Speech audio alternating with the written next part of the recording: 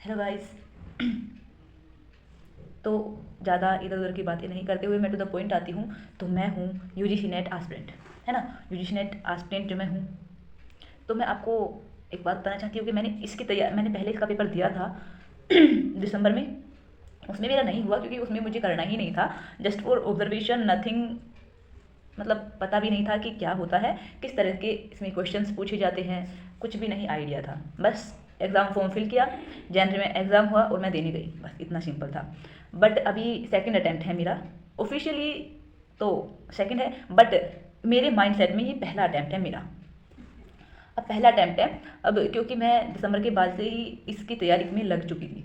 मैं सच बताती हूँ, मेरे 3 महीने, पूरे 3 महीने ये देखने में निकल गया कि सिलेबस क्या है, और सिलेबस क्या है, किस तरह से मैं अपनी तैयारी रखूं, है ना। तो अब मुझे जो, मैंने बहुत सारे इंटरव्यूज़ देखे हैं, टॉपर्स के देखे हैं, जिनका नहीं भी हुआ मैंने उनके भी इंटरव्यूज़ देखे हैं और लिए भी है कि क्या उनकी गलती रही। तो अब क्योंकि एग्ज़ाम पास होने के बाद तो कोई भी कुछ भी कह देता है, this is reality, this is reality. कोई कुछ भी कह देता है ना। कोई कह देगा मैं 4 दिन पढ़ा हूँ मैंने क्लियर कर दिया, कोई कह देगा मैं तो दिन के दिन पढ़ा था और मैंने क्लियर कर दिया। That's not. मैंने बहुत सारी टॉपर्स की वीडियोस देखी है, उन्होंने क्या किया है, तो सबके आए है कि पेपर फर्स्ट के लिए ऑलवेज, पेपर फर्स्ट के लिए केवीएस मदान की बुक बहुत सारे लोग रेफ़र कर रहे हैं, बहुत सारे टॉपर रेफ़र कर रहे हैं कि इससे बाहर कुछ नहीं आने वाला, जो है इसमें है।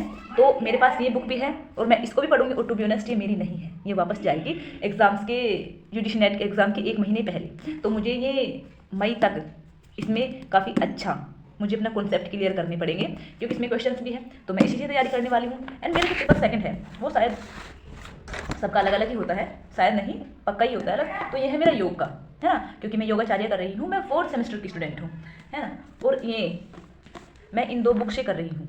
और मेरी एक बुक है जो मैंने ऑर्डर की हुई है, वो प्रीवियस ईयर क्वेश्चन पेपर की है, क्योंकि बहुत लोग बोलते हैं कि इसमें रिपीटेड होते हैं क्वेश्चन, है ना। तो अब मैं वही करूँगी। आई डोंट नो कि होगा या नहीं होगा, पर मुझे विदाउट गाइडेंस, मैंने कोई कोर्स नहीं खरीदा है, विदाउट गाइडेंस मैं कैसे करूँगी, आई डोंट नो।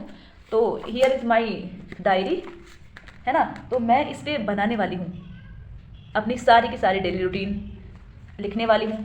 और आपको मैं तीसरे दिन अपडेट करती हूँ, है ना, कि वो लोग, जो लोग बोल रहे हैं क्या वो सच है, क्या उसी हिसाब से पेपर क्लियर हो सकता है। और मैं पूरी ऑनेस्टी के साथ तैयारी करूँगी, पूरी ऑनेस्टी के साथ आपको दिखाऊंगी क्या सच में ऐसा है कि पीवाईक्यू से आप जेआरएफ क्लियर कर पाओगे या नहीं, है ना। आपके कॉन्सेप्ट क्या इसमें से क्लियर हो पाएंगे, और फर्स्ट पेपर इसमें से क्लियर हो पाएंगे।